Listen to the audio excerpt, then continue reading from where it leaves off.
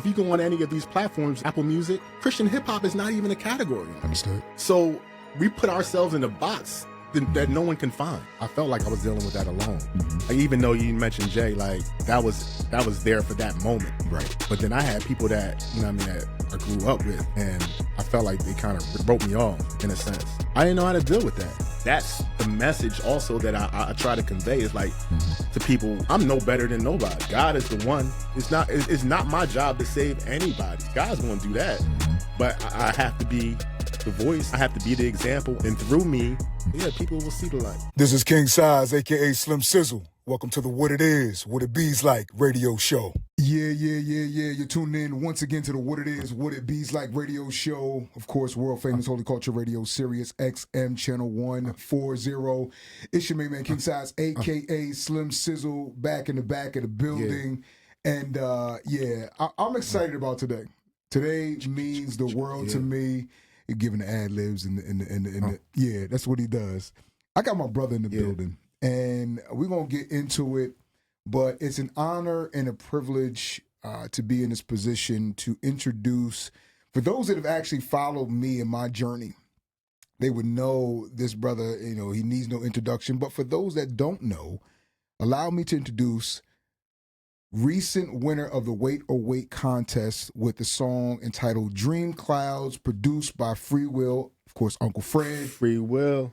Shout out to my brother, Mike Nonsense. What up, bro? What's up, man? God is God, man. For real.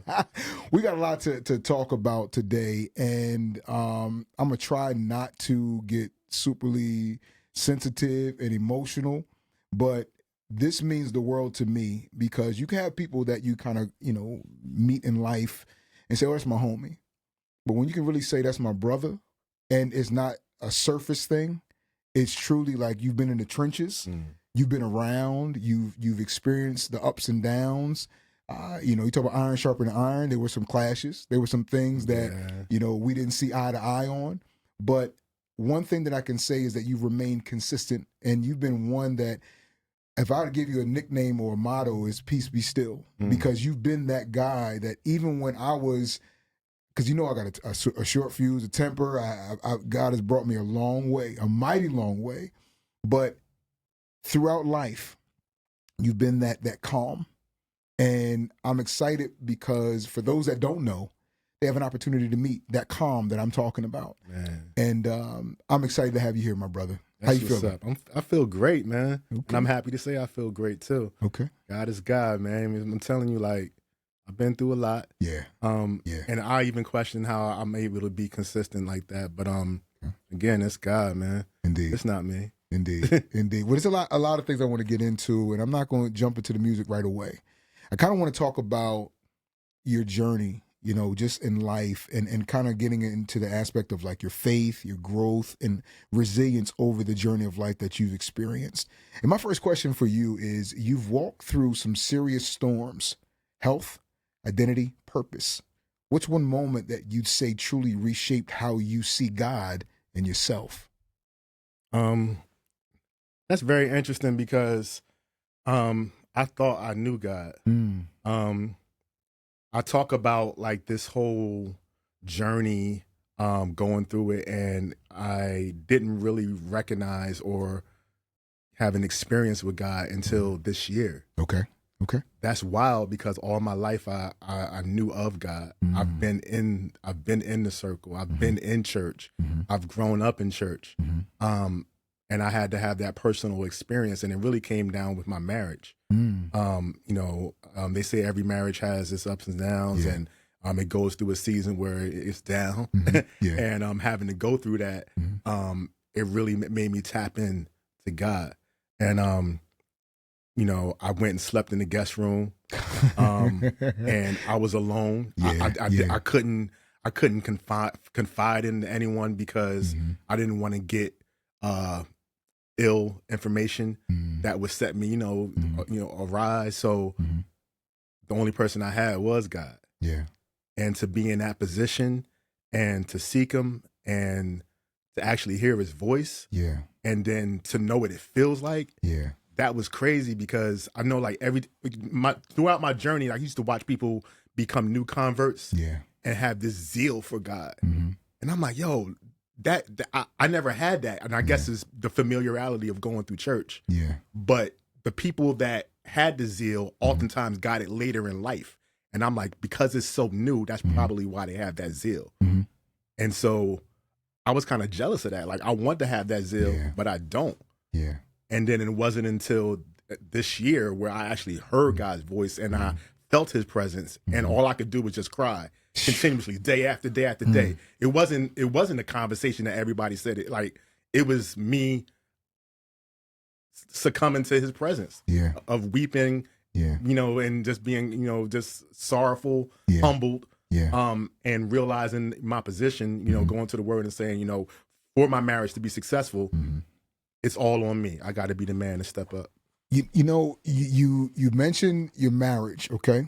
So how did becoming a husband change your approach to ministry and music or life in general? I think that now with having more of a family oriented lifestyle, I'm aware, I'm more cognizant of that. Yeah. And because of that, my focus is to speak to a generation of parents, kids. I know that, you know, they talk about hip hop being, you know, the young man's sport. Yeah. But it's so nuanced that there's various areas that we could discuss when it comes down to hip hop.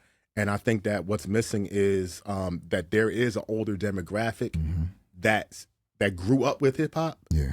And they want to listen to that music because that is their music. Yeah. But they don't have a soundtrack to their lives. And so, you know, I'm here to provide that. Yeah. I'm here to provide the music that you listen to when you know what I mean, you had to go to work and deal with that boss. Yeah. Or you know what I mean, or you had to deal with your wife, or you had to, you know, raise your kids and take them out, and then, or you still got dudes that's in the street. Like all of that comprises of who we are as Christians in an older demographic. Yeah. And that's the soundtrack that I'm bringing to the table. It's funny because that's a common theme and thread that I've heard with as we mature and grow in hip hop. And I keep going back to the Andre 3000 interview when he talked about, like, you know, what do I have to talk about? Like, you know, you say, it's a young man's sport, but I think a lot of people get left in the dust where they get to a certain point, but they say, okay, how do you help me from here? The soundtrack that we've heard to raise us got us to a certain point, but we're not talking about, okay, when we get to our 40s and 50s and 60s, and now we got, you know, issues with health. We got things that we're dealing with now. How do I go about doing that? Do you feel that it's missing in hip hop? And okay, it's definitely missing because it has to grow. Yeah, and for many people, for the culture. Hip hop is the teacher. Yeah. You know what I'm saying? So as people grow and get to that point, they have to have something to feed off of. They have to hear this message. Yeah. And they don't even know what it looks like because no one's speaking about it. Yeah. And I think that, I mean, not even outside of music, it happens even in the church. I'll give an example. Like, you'll have people pastors that don't pass the baton down. They're not really instrumental in bringing tutelage to someone that's coming up behind them. And so they get to a certain age, and then the church kind of dies out because they never taught nobody the ropes and how to get. And so a lot of times when pastors, they get their shot at doing something, they're already in their 30s and their 40s, sometimes 50s, just getting started. Yeah. And then it's hard for them to pass the baton because they got to get their stuff off. Yeah. Like, oh, I'm just getting on, so now I need my 10-year run. You know what I mean? And then now that pastor's now 60. Yeah. And then you're missing the generation. These things need to start early, where you need to be pulling these people up and having them under your wing. You know what I mean? So when they get in the spot, they could take that baton and run with it. Yeah. But you know that disconnect, because everybody's always so far behind. They never had that opportunity to do what they need to do. So when they finally get it, it's late in the game. You know what? And those that are following and listening to what you're saying, it's a great example when you talk about the church, how there's a voice that is there for a certain, you know. Now, if the Holy Spirit continues to move, God continues to use whoever that person is and reach a younger generation, that's a great thing. But sometimes there are those that their voice may get stale because they're not keeping it fresh, going before the Father, and say, hey, show me how to reach this generation, because I feel as though you said, you alluded to, let me get my 10-year run, because they feel like this is the formula. But we know that the way that God works and he moves, he may shift something in the midst of that 10-year run and say, okay, it worked here, but the formula that worked pre-COVID may not work during COVID. And there are a lot of voices that never changed and adjusted to the times and got left behind.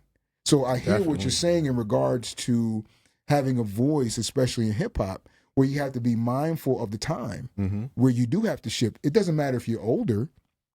Can you still speak the necessary language to reach those people that are a little younger than you?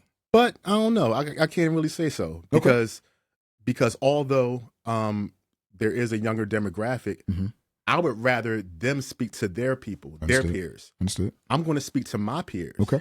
But that doesn't mean that I can't build that bridge. Yeah. You know what I mean? Because they need the more wise person to guide them and give them, they have their own audience. And I think that's another thing. There's so many, like I said, it's so nuanced that there's so many audiences, and we have to embrace that. You know, and this is just musically, doesn't even have to be with Christian hip hop. When you talk about hip hop under the umbrella, it's so many different subgenres within that. Yeah. And I think us as the drivers of the culture, we need to get to a place where we can dictate what's what, rather than succumbing to what's already done. Yeah. Because when you have an award show and you have somebody like, you know, I don't know, Lecrae, you know what I mean, going up against someone like Jay Silas, you know, it's two different things. Sure, they can cross genres, but they should be able to have their own lane. Right. I should be able to tap in and say, you want to listen to Mike Nonsense, he's more of this, that I should get an award for this category. I'm not pop, you know, but I might, you know, there might be an adult section. It might be, you know, whatever we want to call it. Yeah. But there's, you know, we got, you know, what you call it, the gritty. Yeah. You know what I mean? With Q and all of them. Like, I appreciate that. I love hip hop. So like, if I listen to that, I shouldn't be comparing that with somebody else. That shouldn't be in the same category, because I'm going to listen to that. And I think when it's more nuanced like that, it allows people to find their niches where they need to find them. So do you feel as though, in regards to hip hop, and you raised some great points because of the fact that hip hop itself is such a I could say something that's so major, but it feels like, based on what you're saying, we've limited ourselves. We put ourselves in a box. And it really could be much larger than what it is, because of the fact that we said, okay, hip hop can only be received and produced one way. If I go to a bookstore, there's nonfiction, there's fiction, there's history, there's all these different, and I'm going to the section of where I want to get to.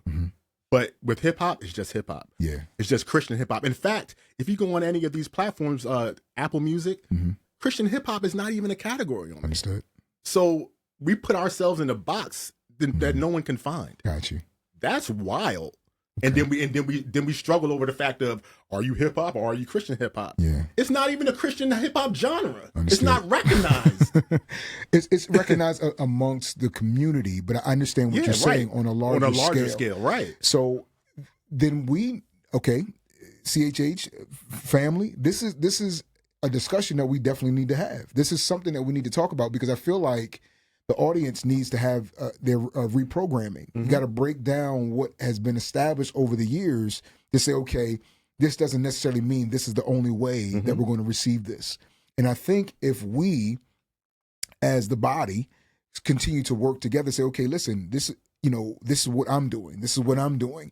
And provide the support for those things. If we're the example and lead the way, because it may be you're going to get some pushback. Right. Because they're going to say, this is not traditional. This is not the essence of hip hop. This is not.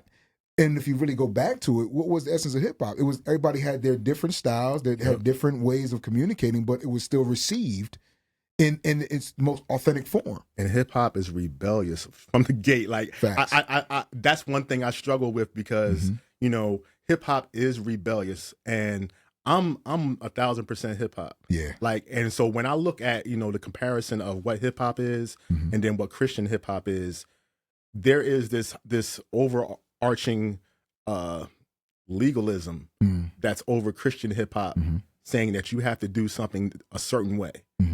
And hip hop is strictly rebellious. Yeah. It's like, I'm going to do my thing. I'm going to, like, that's one of the core foundations of it. Like, I'm going to do my thing the way it's from the streets. Like, you can't tell me how I'm going to do this thing. So for that to be a thing, it in itself is wild. Yeah. You know, it's funny, and it's even the scripture says, you know, the kingdom of God suffers violence, and the violence take it by force. You know, so it's there. So there's that to consider. Now, you referenced the name. Now, and of course, I'll give the history about us, our journey. But you gave a name that you referenced, Jay Silas. Of course, Yes, sir. I call him a CHH legend. But what is so amazing about all of this is that from the very beginning, you have been in the mix in every kind of, I think everything going around Philly, Jersey, B-More, New York. You were always in the mix. You were there, almost like you were behind the scenes. with MC Search, he said he was everywhere. He was like the Forrest Gump of hip hop. Forrest Gump of hip hop. Yeah, that's me. Yeah, definitely. Now, I want to talk about your connection, and shout out to Jay Silas. Of course, you know we love him. What is your connection with Jay Silas? Tell me your history with him, and we'll build from there. Oh man, like Jay. Jay was the first person I heard that was giving straight bars. Like it wasn't like any type of focus on I'm doing this radio or anything, like, because I was actually seeking music. Yeah. And I'm listening to it. He wasn't like so like real theological. He had clever ways of like putting things together, and I'm like, yo, he giving bars, and it was just like it was just flav. I'm like, yo, this is what I'm talking about. And that actually ignited a fire back in me to even want to even continue down the road of even pursuing it. And so, you know, over the years, I'm just listening to him. I never even dug deep to even figure out where he was from, because I know he was on that rock soul label. Yeah, and I know that was with like Roddy and them, and that was down in AC. Yeah. So I'm like, maybe I know it was somewhere local, but I'm like, you know, whatever. And then and so just continuing along my path, I really no thought about it. They're my church in Camden. I'm from Camden, so at church they had a you know, like a cafe type of thing going on. Yeah.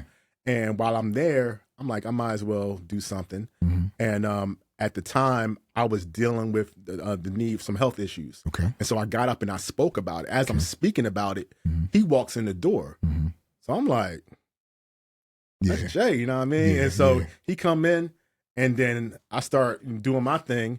And then, you know what I mean? And then we linked up, and he was like, yo, like, you know, he led with, I went through the same thing. And so what I would say is what I was going through was needing a kidney transplant at the time. So he was like, you know, I went through the same thing, and he just embraced me in that moment. And so I'm like, all right, cool. And then he gave me his CD.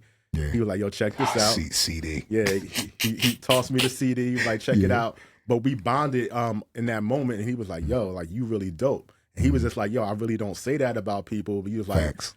but you, like, you different. And so over the years, you know, we just kept in contact, and we really built a relationship off of the fact that we had similar stories.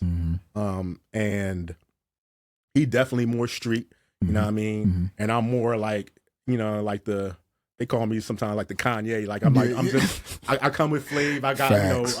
you know, style, all this type of like this is me. You know what I mean? So I'm, you know, I guess it's like the Jay-Z, Kanye kind of thing. So me and him, like we link up, and you know, the relationship just built off of not music, but you know, we went around Philly eating cheesesteaks, you know, talking on the phone about life, relationships.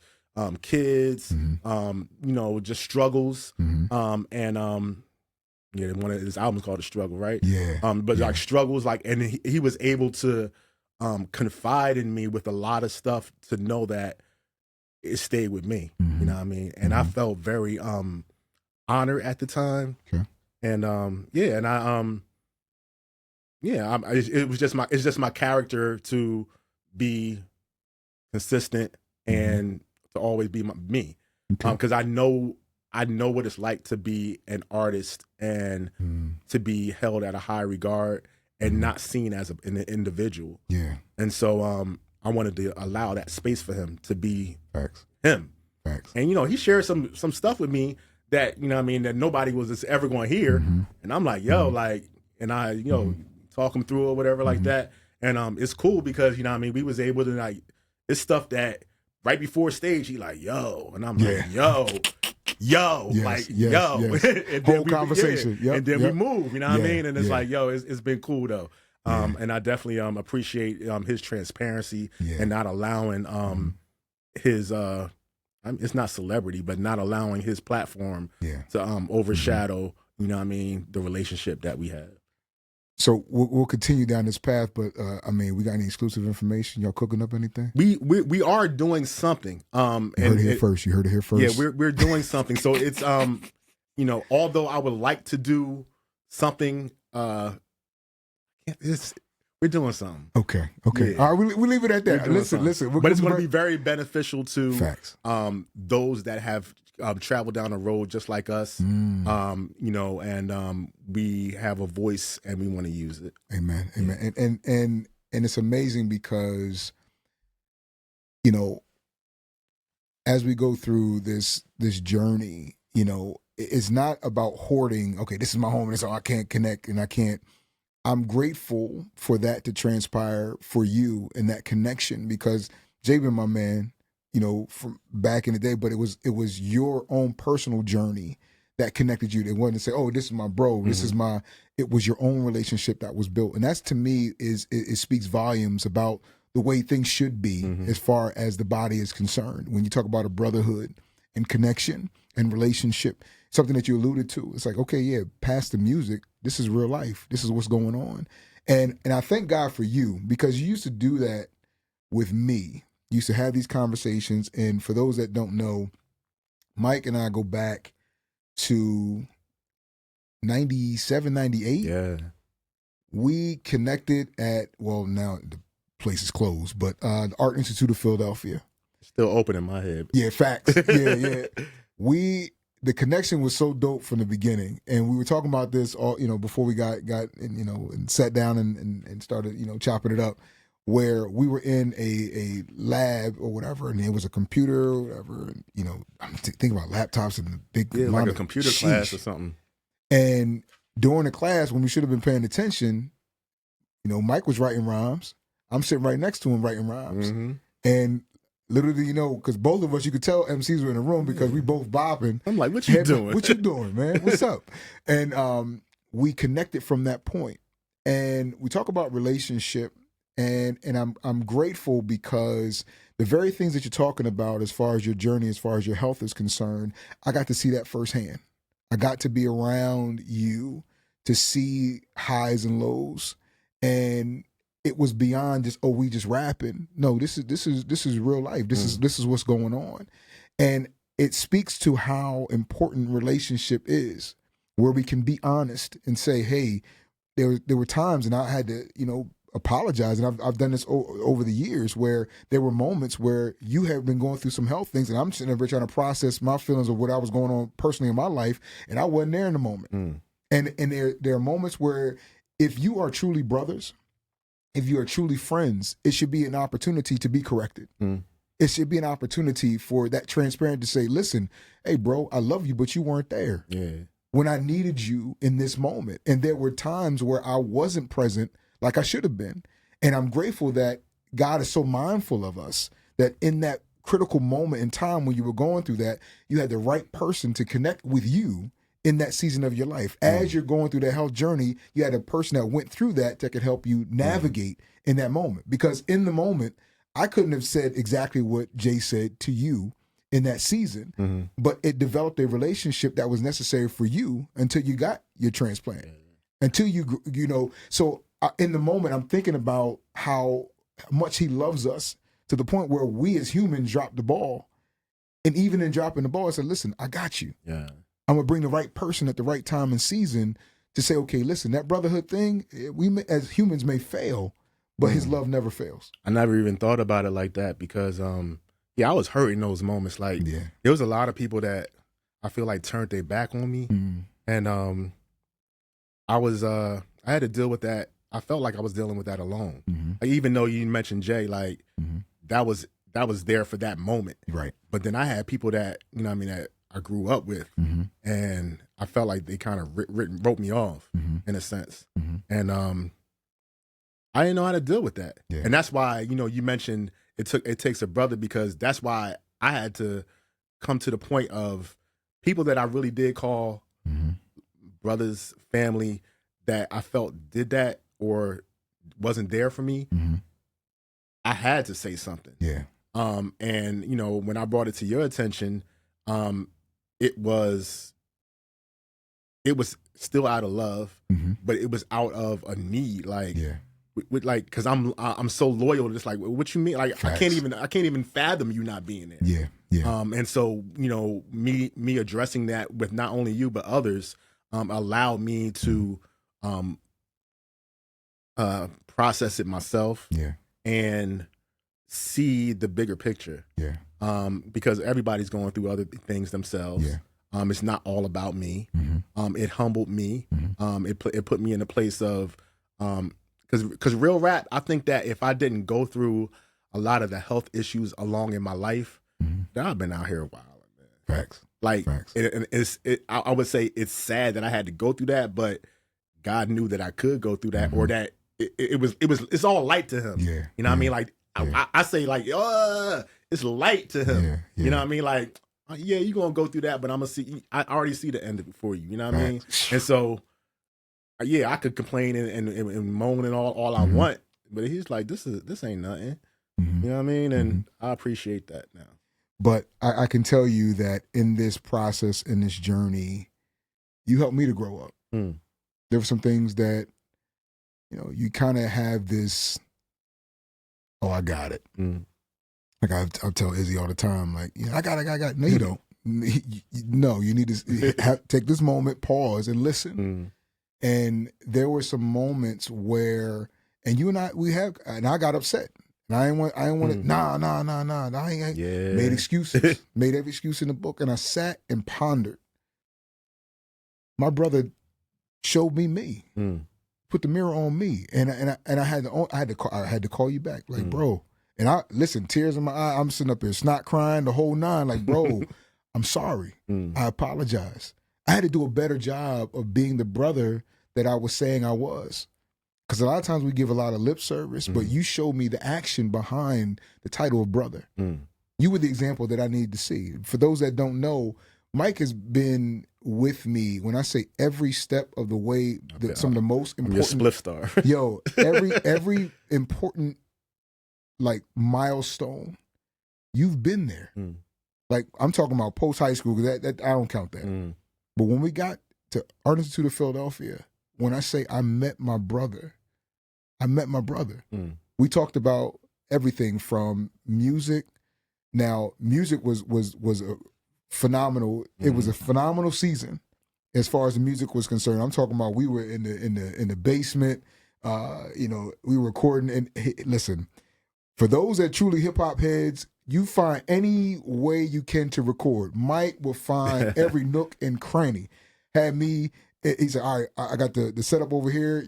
He had the mic in the bathroom.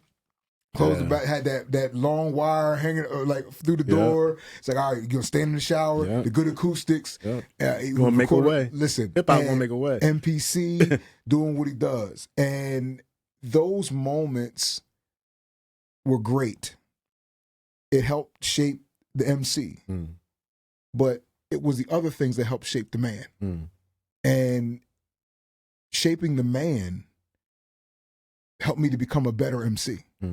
Because of the experiences and examples that you provided me, I got to see, like, okay, he can talk to me that way.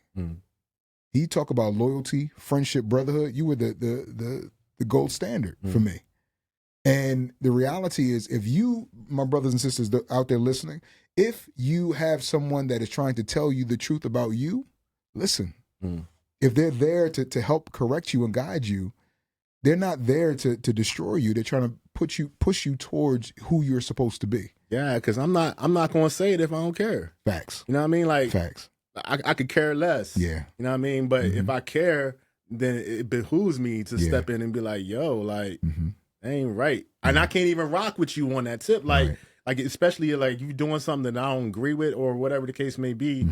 You gonna know my position. You still a man to have your choices. Yeah. You know what I mean? But you gonna know my position. And I mean, you even spoke about like the days, like, you know what I mean, in the basement, like my squad, like, you know what I mean, like that my squad is, you know what I mean, they're not in the Christian hip hop. Right. You know what I'm saying?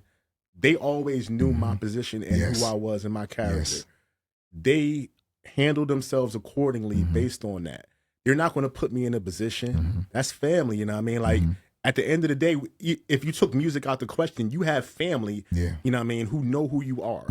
And they should not put you in a compromising position. And, you know, and that's how it was with them. Like, we rap, we sharpen each other up, you know what I mean? And I think that allowed me to get the real, honest, raw grit that was needed, the stair steps that's needed. Our lyrical, opaque, you know what I mean, CY, you know what I mean, YT, you know what I mean, and me, you know what I mean, and it's like we really, you know what I mean, dug it out, and it's like my home was the place where everybody came in the neighborhood, you know what I mean, to have to go through, and used to come and just like sit back and watch, like, yo, like this is crazy, like, and I think that, you know, that was the boot camp that I needed. And it's still to this day, like they fam, they know what I do and they respect it, you know what I mean? And they come along for the ride, you know what I mean? They make their own decisions, but I'm not going to condemn them for anything that they do. You know what I mean? I can still move. If they're in a situation and a drink is passed around, don't give it to him. You know what I mean? Like he ain't on that. You know what I mean? And it's a certain protection. It's a certain love. That, you know, I have to stay consistent and be who I am. You know what I mean? They know, yo, this is how we move. You know what I mean? But that doesn't make a divide of character or person. Like they know, all right, you know what I mean? And I think that's one thing that we see, that people separate themselves. Oh, I'm not of the world, you know what I mean? And they separate themselves, and then that divide makes you higher than them. And I'm not higher than them. You know what I mean? Like, I'm not. We the same. You know what I mean? And that's the message also that I try to convey, is like to people, I'm no better than nobody. Come on. You know what I mean? God is the one. You know what I mean? People have even come to me like, you know, can you save me? I can't do nothing. You know what I mean? I could just be who I am, which is an example. Planting the seed to let you know, yo, you can still be you. You know what I mean? You can still be you. You can still move. You know what I mean? But, you know what I mean? There's just certain criteria that you move by. Exactly. That's it. And you had me coming back from Jersey saying yes one all the time. Listen, they were like, where you been? I said, I've been with Mike. I've been with Mike. But so, you know, we started on the secular side. I mean, you had deals on the table. What was that journey like as far as your early music career? Oh man, early music career. I mean, it was early. It was in the 90s. You know what I'm saying? I was having a conversation with someone just to know like how like it was a lot of fugazi stuff going on at the time. You know, you meet people, they lying to you that they're in the business and like they're a manager and this that. I just never understood the idea of lying about those things when you can't offer me nothing, I can't offer you nothing. Like, why are we lying about that you're a manager? Like for whatever. But yeah, I mean, like you said, we had deals on the table, janky deals. And you know, there has been times where I wondered where it would take me. But I can say, you know, I am where I am now. And I am also just grateful that I had all of those experiences to go through, because it shaped me, and it lets me even like with Christian music, when I've tried to do it, and I think that people telling me that I have to do it a certain way was kind of regress me. Yeah. And I want to have that message. I want to put that message out there, is the fact that you telling somebody what they can and can't do is a hindrance to their progression. Yeah. Because, you know, I don't care if they aren't where they need to be. They want to be there. Right. They're trying. Right. So get them to where they need to be. Exactly. You know what I mean? Rather than like, nah. You know, and I think in my case, it was less of that and more of, I was bringing more of a raw feel, more of a that people didn't understand. It wasn't polished, and because of that, you know, and it was very lyrical. It was like a lot of style, a lot of flair, and because of that, they would say that I'm bringing a lot of self. You know, that I wasn't anointed to do it because I was bringing myself, and I'm like, no, I don't. Yeah. How can you judge that? Yeah, you know, but you're judging it off of the idea that I wasn't poised, that I wasn't standing in front of the mic, that, you know, because I jumped on a speaker and, you know, I did that in one of your shows. I was getting ready to get to that.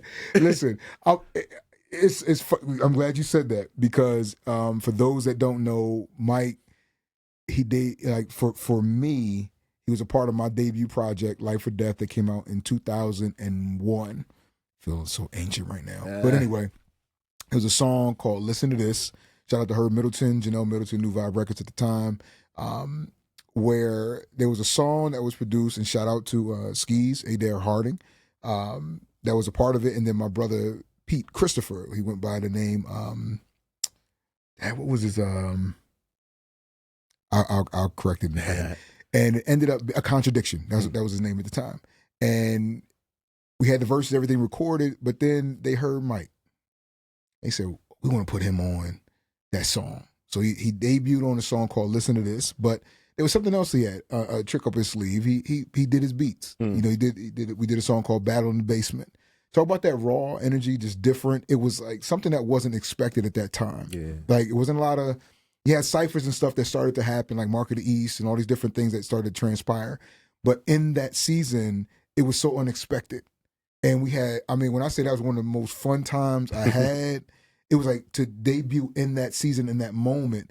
They were like, yo, who is this dude? Yeah. Everywhere we would go, Mike would be there. And we went to an event. I remember it was upper, like I called the upper room, youth group, teen service or whatever. And Mike jumped on everything. Chairs. Oh yeah, I walked through the crowd on all the chairs. That was crazy. And the kids, their minds were blown, like, oh, what's going on? But it was like, he was so radical, and I'm sitting back like, all right, just don't fall. We good. But it was just such an energy, and it pushed me in a way that I had never been pushed before. It was another brother named Seneca that I rocked out with at the time, but Mike was the one that pushed me in that direction. And I'm excited because people have always heard you, always heard like, yo, Mike is nice. Like you talk about bars. And I always used to say he's one of my favorite MCs, period, because I've heard you all these years. And you saw the growth and everything. Yeah. And and here's the amazing thing about our brotherhood. You tell me, like, you hear a verse, I'm like, that ain't it. And I would go to the point of being offended. Nah, man, you can't talk about, I'm going to do it.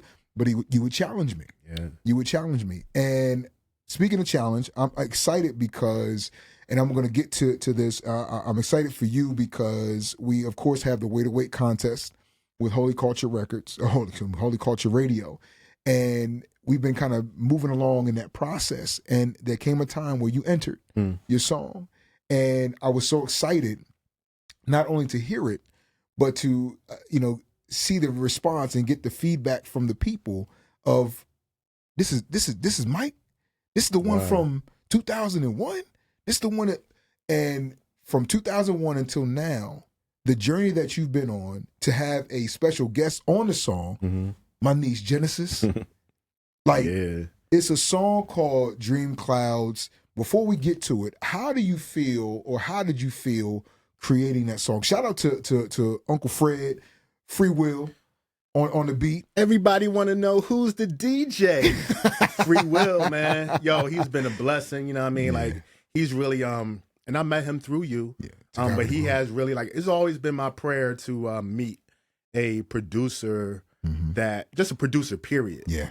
Because every artist needs a producer. Yeah. And so I'm like, I need to meet a producer. And I met through the years, like people were like, yo, let's collab. Yeah. And then you collab and then they be like, I need a payment. And I'm like, Yeah. that's not a collab, Yeah. bro. Like, so like to have him and he was like, yo, like I just want to, I see what you got. I have been doing this. Just try it. And I don't know. I got some of his beats and same thing with him. Like I'm like, yo, I don't like that. Yeah. I don't like that. And he just kept working and kept working. And then he was like, yo, what about this? What about this? And then he started sending some beats and I'm like, yo, I can really mess with this. Yeah. Yeah. And then he sent the song and I turned it back in a week. Yeah. He was like, oh, like nobody ever did this. And I'm like, all right. I was like, yo, I write fast. It just takes me some time to record, but I felt this beat so much that I got it out. And so then he started sending me other beats that weren't in my lane, but because I can recognize them as dope beats musically. Yeah. I was like, I'm just going to do this. Yeah. Dream Clouds was one of those beats. It kind of stretched me because it kind of got boring to stay in my lane. Yeah. So I'm like, you know what? Let me do something that is different. Because again, I'm hip hop. Yeah. What I recognize is starting to work for me is I'm a hip hop artist that's making rap songs. Yeah. Yeah. That's the formula. That's the hack. So I'm a hip hop artist that's going to give you bars. Yeah.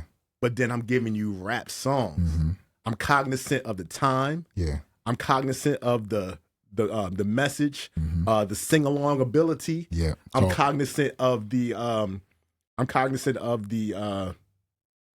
clarity. Yeah. All of these things, you know what I'm saying? And whereas before I wanted to give you so much.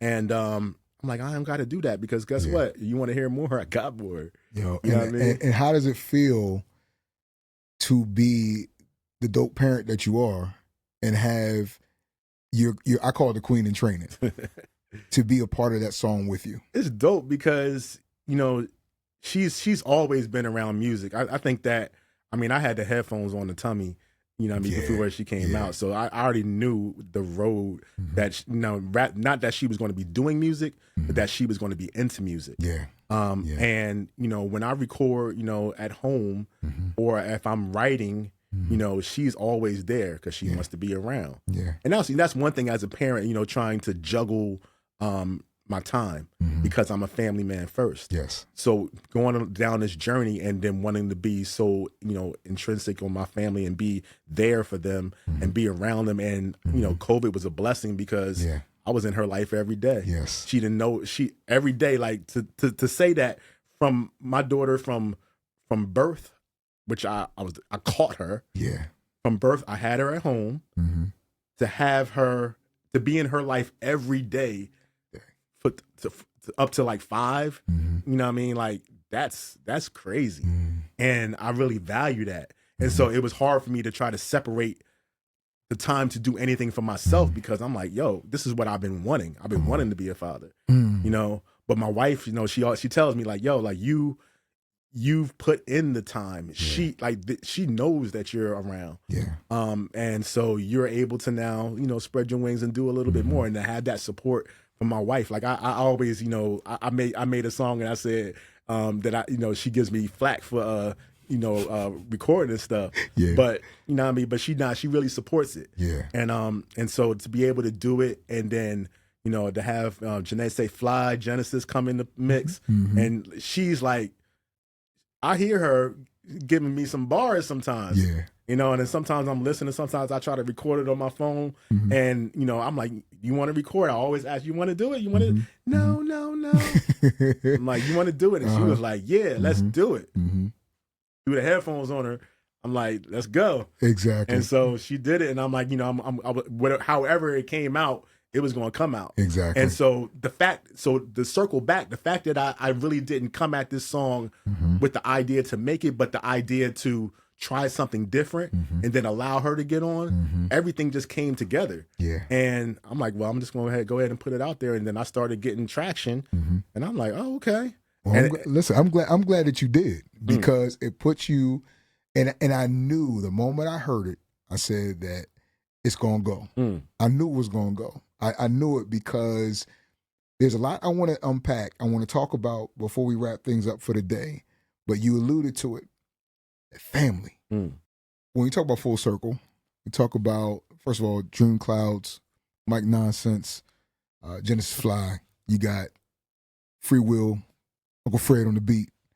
Of course, my Izzy told Uncle Fred, Uncle Mike. That's just what it is. Free will. Indeed. But I wanted to, as we conclude and really kind of bring things in, it was important for me to really speak about how important family has always been. And one thing that I can say about our journey, you and I have prayed about a number of things, and I'm going to try not to get crazy emotional. I get extra sensitive sizzle. I held back tears a couple times. Yeah. I held back. Sensitive sizzle. But there were moments in life, and I remember you and I having conversations about life, about the future, about, we both single men, trying to figure this thing out. And you and I talked about, eventually, we want to get married, have our own families, all these different things. And it felt like every relationship I was in, it fell apart. Every, situation you may have been in, it just didn't work out. And there were moments where I really just about gave up. And there were moments where you were just kind of like, you teetering, I'll say that. And it got to the point where I found my helpmate. Shout out to Yoli. Found my helpmate, and you stood by me and encouraged me. Said, bro, I'm proud of you. You said all these different things. It's funny, like even the night before the wedding, it was you and I. You were with me. And I regret to this day, shout out to everybody that was a part of it. Love my bros that were a part of it. But as I've looked back over life, we talk about the best man. You have been that guy. Like, you have really been the voice of reason. You have been the one to really, hey bro, humble yourself. You getting you're doing a little too much. But you have been there every major milestone in my journey. You've been there. And there are certain things that transpired in your life where it was my prayer going in your direction. So I got married first. Then you were going through trying to figure this thing out. And then my wonderful sister, showed up on the scene. And when I say y'all, it was a flex. Because when she came into your life, I just saw a different you, even greater you. And we talk about helpmates and how it brings out the best of us. Same, that happened for me, and I got to witness it happen for you. And I'll tell y'all, he had the dopest, the way he did it, the way they did it. Talking about the wedding, it was like, okay, they did it.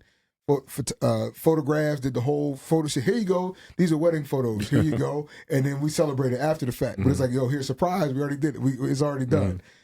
Boss. Like, you only would probably go back and say, we should have did it like that. Save all that money. But there was a season in my life where we were both talking about being parents. And there were things that you and I discussed. And I was like, I pretty much gave up. I'm like, whatever. And it was like, you were going through your health issues at the time. And I had a struggle with my faith. And you said, okay, it came to a point where you believed. And I got to see you step forward. Like, I was the first one to get married, but you were the first one to become a father. And I watched how your life changed and shifted.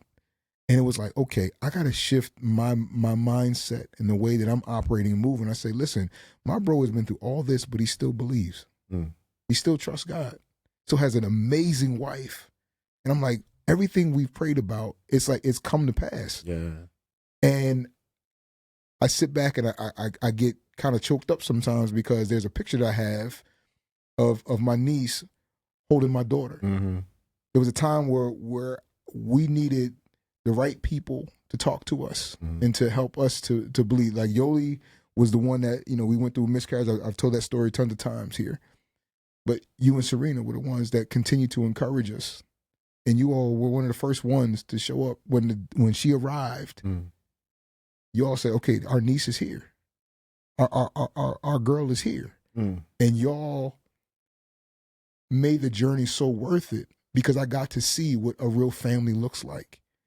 And I got to see you as a father when I witnessed you as a son dealing relationship with your father.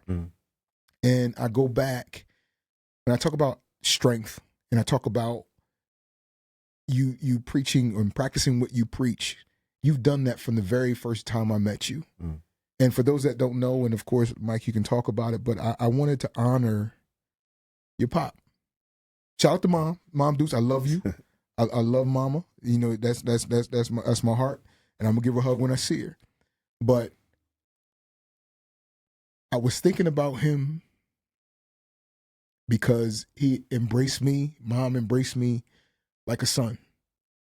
From the time I met you in school, I had another family in Camden that I got to go see, got to be around, and I got to witness firsthand. And for those that don't know, again, Mike, you can talk to it, speak to it, but you lost your father. As a son, I know it's devastating. It's a lot, especially when you have your father.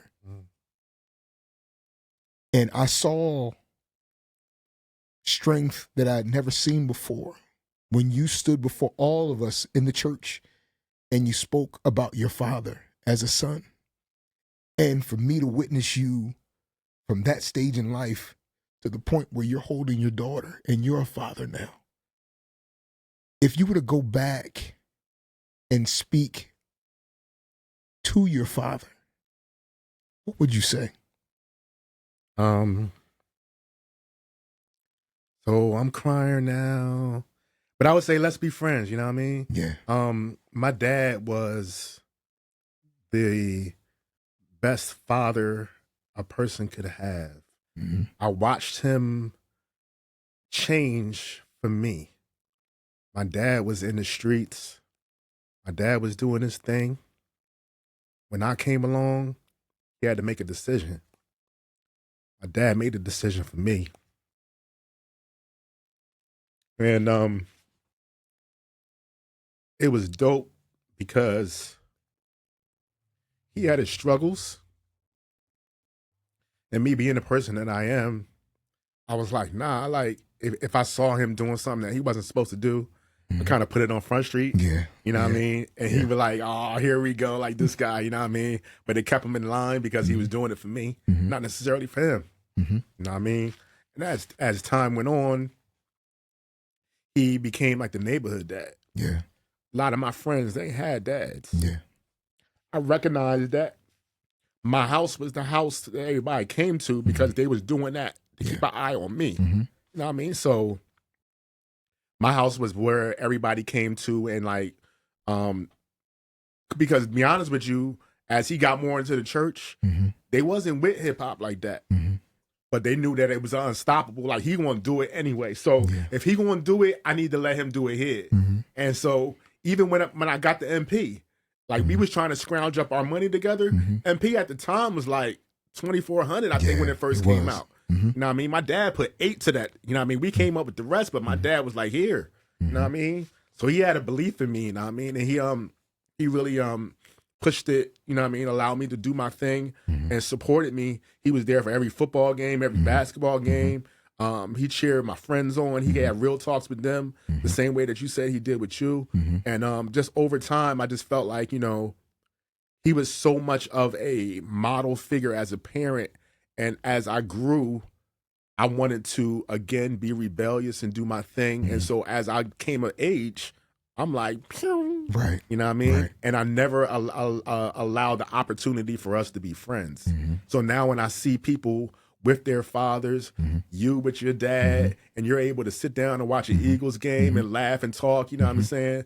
You know, go out to dinner or whatever the case may be, and I don't have that, knowing that how great he was, that gets to me, you know what I mean? And additionally with that, to not have anybody currently in my life that could, first of all, nobody can replace him. Right. But nobody that can step in and be an older mentor. Right. Being my age, it's very difficult to meet someone and say that I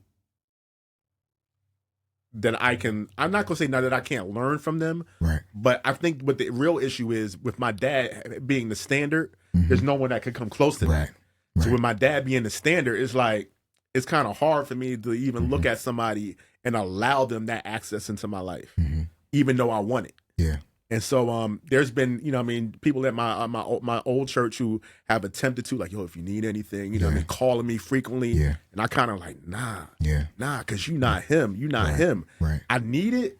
I want it, but nah, you not him. You not him. And so I would embrace that more. But yeah, if I was to go back, you know what I mean, then I would just be like, yo, like, don't be my parent no more. Let's be my friend. And I just want to say that as you are journeying on your path as far as being a father, you have helped me. You have helped me. I've seen you embrace fatherhood. It's helped me, even though you've had that example. I think you've taken the best. I've seen you take the best of your pop, and you're taking it to the next level. Because my niece is amazing. My niece is amazing, and I mean, kudos to both parents. I'm not shortchanging my sis, but as a father, man, you are phenomenal, and I'm grateful as a brother to see you flourish as a husband, to flourish as a father, to see you flourish as a brother, and to see you flourish as a friend. That's what's up, man. And I just want to take this moment to give you your flowers. I'm proud of you. Yeah, God is God, man. It's an honor to watch you become the amazing man that you are. I knew today would be special because it's truth. It's real. It's not lip service. I've seen this brother from 2001. This is 20 some years. I've seen you. And this journey's not easy. But the fact that you stood 10 toes down and you faced it, you've leaned into it. Whatever you've had to endure has inspired me. And I know that as you continue to make music and live life and start to get active on your account, on your IG, y'all follow him at Mike Nonsense. Yeah, Mike Nonsense, yeah. That they'll start to witness a man of God, a real minister, a real person that has had an encounter with God for himself, but also lives what he talks about. Yeah. I'm proud and honored to be in this position. I'm grateful because I get a chance to share my brother with the world. I get a chance to say, hey, this is someone you need to listen to because, number one, he's dope, but he's real. Yeah, and I think it comes with my love for hip hop too. Yeah. Because hip hop supposed to be real. Yeah, you know what I mean.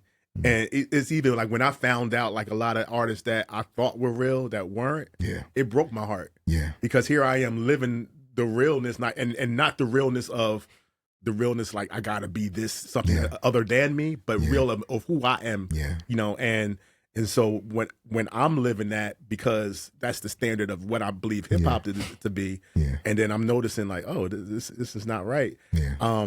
But that's one of the things that foundationally has kept me. But also, is another thing that really comes into play is the fact that I had an opportunity to watch. Yeah. And I think that is the dopest part. Like I watched friends get married early. I watched, relationships fail. I watch people have kids. Like a lot of my friends who have kids are older. Yeah. And so I've learned by watching. Yeah. And said, when my opportunity ever comes, this is how I'm going to do it, or how I'm going to move, or I'm not going to make those same mistakes. Yeah. It's easy for me to be in my position and tell you what not to do. Yeah. I see it from an outside lens, but you're actually dealing with it. You know what I mean? But I could kind of say, well, Dad, I see how that happened. I saw how it how it grew into something, how we dealt with it, how it happened, how it turned out. Yeah. All right. So how am I going to handle it when that opportunity comes for me? Yeah.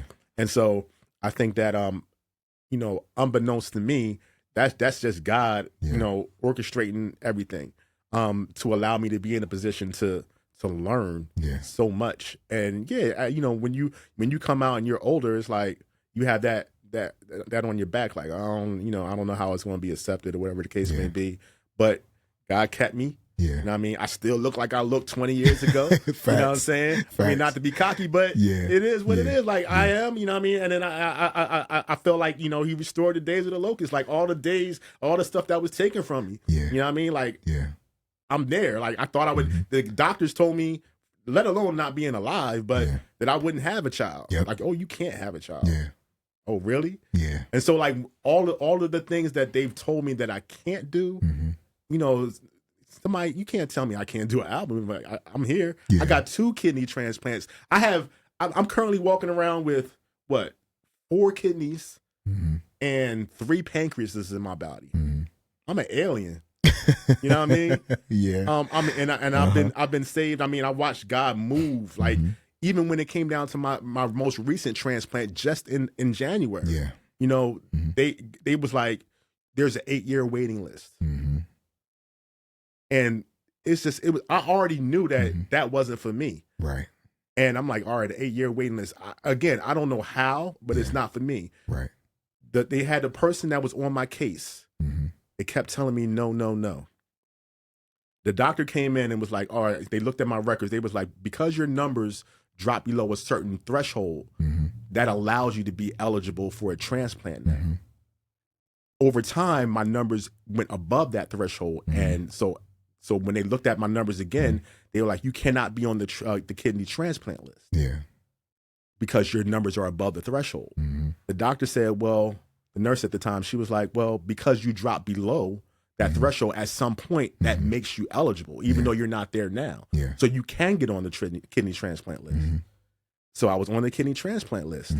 Then one of the coordinators was like, well, no, he's too healthy. Like he can't. There's other people that need it. But they fought for me. It was like, the rule is if he drops below that number, he's eligible. Yeah. The person was continuously saying no. Guess what? They moved off my case. Yeah. Yeah. And then I started getting calls, and within, I would say, 3 months of that waiting on a second round, it was for me. Yes. And it's for you. I mean, I questioned it. I was scared. Yeah. And that's one thing, being fearful and having complete faith in God. That dichotomy is a weird feeling because you start to question yourself, like how can I have faith in God and still be scared? You know what I mean? That don't sound right. Right. But you can, because what happens is God is going to show you, you have to have small defeats to build your faith. Come on. And so along the way, he's going to be like, all right, I can do that. Yeah. And I can do that. It's like pulling you along, and then your faith is building to the point where you get to certain things like, you can't tell me, like, you can't tell me that you can't do that. Yeah. You know what I mean? And so I think that, because if it jumped right into, just hope and belief on something big that may have never happened in that moment, because a lot of my story is over 10, 15 years. Yeah. You know what I'm saying? If it happened immediately, it wouldn't have the same impact of going through all the little nuances of life and overcoming them to build me up to where I am now. So for those listening, I need you to continue to follow Mike's journey. Where can they find you at? Yeah, I'm on IG, Mike Nonsense. I'm on Facebook, Mike Nonsense Music. Yeah, and you can catch me on the music platforms. I did a song with Michelle Lee. Yeah. And shout out to her husband Kyle for allowing me to do the song with her. Doubt. You know what I mean? He's doing great things, but they both are doing great things, as a matter of fact. But that song really was an introduction of all the things that I went through health-wise. And it's called, Oblivious.